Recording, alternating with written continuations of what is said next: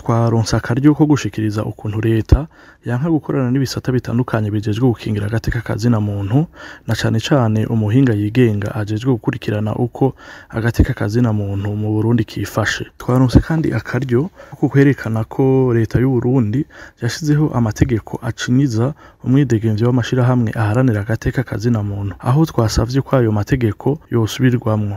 Aha twovuga itegeko rigenga amashirahamwe aharanira agateka kazina muntu, itegeko rigenga abamenyeshamakuru n'ayandi mategeko atandukanye akenewe kugira ngo abaharanira agateka kazina muntu baronke umwidegemvyo wo gukora ata nkomanzi. Ikindi twashoboye kwerekana nuko ayo mategeko ari nayo kenshi leta yishimikizako kugira ngo ishire mu kwaha urwego rw'ubutungane. Aho twaciye tugira ko dusaba ko leta y'u Burundi yerekura mu maguru masha abaharanira agateka kazina muntu bafunzwe hamwe n'umumenyeshamakuru nawe nyene afunzwe, abo bose bakaba bafunzwe bazira umwuga wabo. Twaciye kandi dusaba ko leta yohagarika urubanza rwaciriwe abaharanira agateka kazina muntu 12 aho baciriwe umunyororo wo guherayo, urubanza rukaba rwabaye rudakurikije uko imanza zicibwa.